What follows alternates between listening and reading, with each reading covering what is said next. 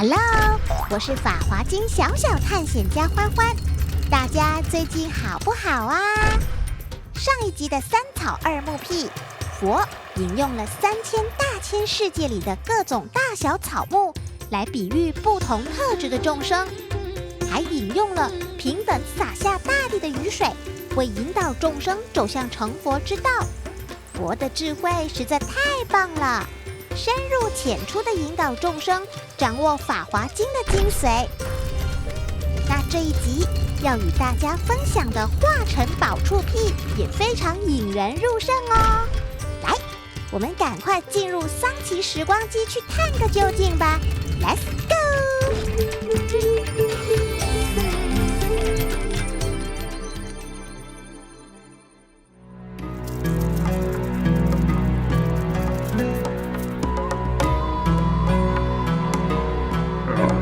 正前往沙漠旅行的一行商队，以寻找有财宝的地方为目的地，那就是宝处。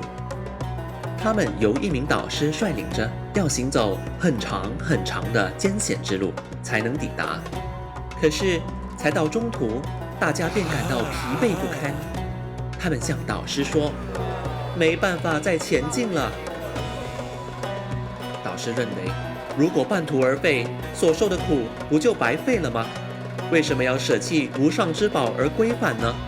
他心生怜悯，于是在中途以神通力建了一座城市，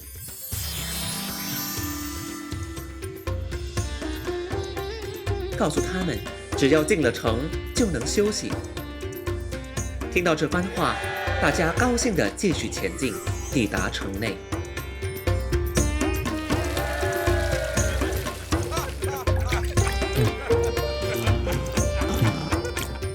当导师认为人们体力足够后，便立即使城市消失，向他们说：“那座城市是我为了让你们休息而建立的虚幻城市，真正的宝处就快到了。”引导大家朝向目的地前进。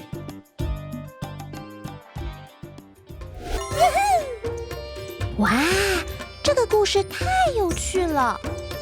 首先，我们来了解在故事内出现的场景所代表的意义。由导师变出来的化成是譬喻佛为了引导众生而说出让他们容易理解的教导。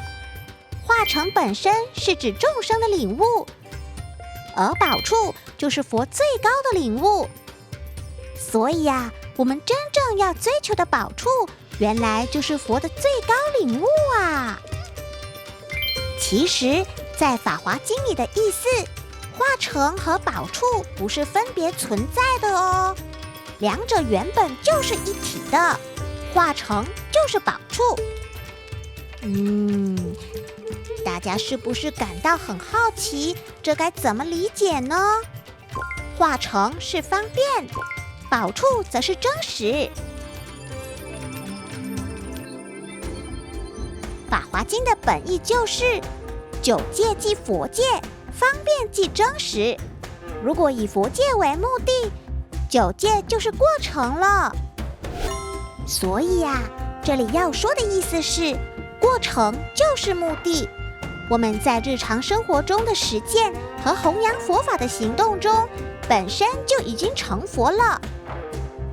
就如德国诗人歌德所说的，不只是一步步地走向目标，而是把每一步都视为目标，使每一步都成为有价值的存在。师匠为了带领弟子们到达宝处，用尽无比的耐心与慈爱来教导。弟子相信师匠，追随师匠，师匠则守护锻炼弟子。对于忘却誓言的弟子们，也永远不会放弃。这崇高的师弟关系，也就是化成宝处屁的含义了。从这里的教导，可以感受到这一生当中能够拥有师匠是多么幸福的事啊！师弟是指一起朝向广宣流布，此相同目的前进的同志。虽然过程中也会感到辛苦，但是只要我们朝向目标，拼命挑战，一心奋战，咬紧牙关地开拓道路，那将成为人生最充实的黄金回忆，最后也会赢得胜利的人生。好啦，法华经7辟里的第4个譬喻已经为大家介绍完咯。下一集将和大家一起探索法华经第5个譬喻贫人系猪癖，穷人和宝珠是如何扯上关系的呢？敬请期待咯，拜拜。